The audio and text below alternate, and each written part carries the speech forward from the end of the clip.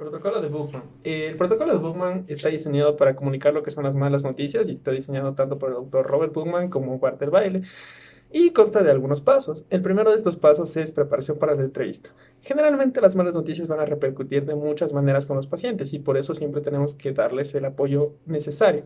Por ende, es importante solicitar apoyo familiar si lo desea. Tenemos que ver la posición del paciente, tenemos que comunicarlos de una forma verbal y no verbal. Por lo cual tenemos que evitar interrupciones cuando él nos esté hablando constante y siempre tenemos que dejar un espacio para que él nos pueda comentar las preguntas referentes al tema que está pasando.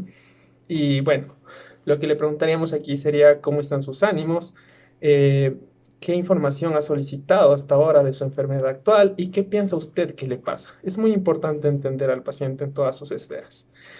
Después el siguiente paso es qué quiere saber o quieren saber. Eh, Generalmente a los pacientes en este punto tenemos que preguntarles sobre qué le gustaría saber de su enfermedad o si quiere saber todos los detalles de su diagnóstico, todos los detalles con su procedimiento a seguir y su tratamiento, pues eso va a lograr una relación muy buena entre el paciente y la persona que lo está tratando. El otro paso que sigue es el hecho de compartir la información. Al momento de compartir la información tenemos que elegir un lenguaje sencillo, un lenguaje pleno con el cual el paciente se tenga que ver muy identificado. Aquí es muy importante reconocer lo que son el nivel de académico que tiene el paciente para saber con qué palabras nos podemos referir y con qué tipo de lenguaje podemos utilizar dependiendo de la persona. Pero para hacerlo un poco más simple, siempre hay que utilizar lo que son palabras sencillas de un lenguaje sencillo, no utilizar tecnicismos que solamente entenderíamos las personas que están en medicina o sus aledaños a los sistemas de salud. Y tenemos que también al momento de brindar la información al paciente, brindarle un poco de tiempo para que éste pueda asimilar toda la información que le estamos dando, pues muchas veces se convierte en una bomba y él no puede procesarla todo bien. Entonces siempre tenemos que encargarnos de que el paciente entienda lo que nos está diciendo. Y muchas veces tenemos que ser lo más realistas posibles con el contenido del mensaje, no divagar, no decir cosas ambiguas, sino ser un poco concretos y que el paciente nos entienda completamente bien sobre qué está pasando y cómo va a afrontar esta situación. Aquí generalmente cuando le compartimos la información al paciente, este va a venir acompañado de mucho llanto, de mucha tristeza, de mucha ansiedad, va a venir acompañado de lo que es miedo, va a venir acompañado de lo que es culpa, de una negación. Puede verse un poco desolado, puede verse enojado, puede verse muchas veces con varias emociones mezcladas entre una y ella. Pues este realmente no puede entender o realmente no va a saber por qué la situación le está meritando a que llegue a donde está. Entonces, tenemos que hacerle entender al paciente que este siempre va a ser escuchado, este siempre va a ser entendido, este siempre vamos a poder comprenderlo y vamos a reaccionar de las mejores maneras.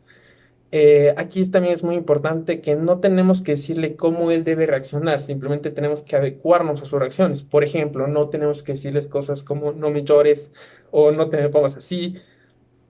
Eh, También tenemos que aprender a manejar los tiempos de silencio que pueden darse en la comunicación y la empatía es muy, muy, muy fundamental en este proceso. Y por último, el último paso es el resumen y planificación del seguimiento, en el cual, bueno, aquí vamos a cerrar la entrevista y vamos a planificar un seguimiento con el mismo paciente, ya que el comunicar una mala noticia es solamente el inicio del proceso de toda la enfermedad que lo está acongojando y de todo el tratamiento futuro que le viene. Entonces, aquí tenemos que decirle al paciente que tenemos un tratamiento previsto, que sabemos cómo vamos a tratar, que sabemos qué va a pasar y cómo vamos a hacer que su problema pueda verse mucho mejor. Es muy importante darle seguridad. Eh, y bueno, una vez que ya hayamos impartido toda la información, que ya le hayamos dicho todo, que ya hemos visto la mejor manera de abordar todos los aspectos, tanto biopsicosociales del paciente y entender que la salud no es solamente los aspectos físicos, sino también la esfera social y emocional, cuando cerremos la entrevista con el paciente tenemos que brindar un resumen de los temas más importantes que hayamos visto. Inclusive podemos pedir, si viene acompañado de algún familiar o de alguien que sea de confianza del mismo, que nos remarque los aspectos positivos, las metas planteadas que le brindamos al paciente para que no se envuelva en pensamientos negativos y pueda realmente tener un buen espíritu de lucha que lo ayude a seguir. Entonces, en resumen, este protocolo va a contar de seis pasos escalonados, en la cual el primero va a ser la preparación para la entrevista, el segundo va a ser descubrir qué sabe el paciente, reconocer cuánto quiere saber el paciente, comunicarle la información pertinente, responder ante las reacciones del paciente y el diseñar el plan terapéutico para seguir. Eso sería todo con respecto a este tema de la comunicación de malas noticias en base al protocolo de Bale-Bookman.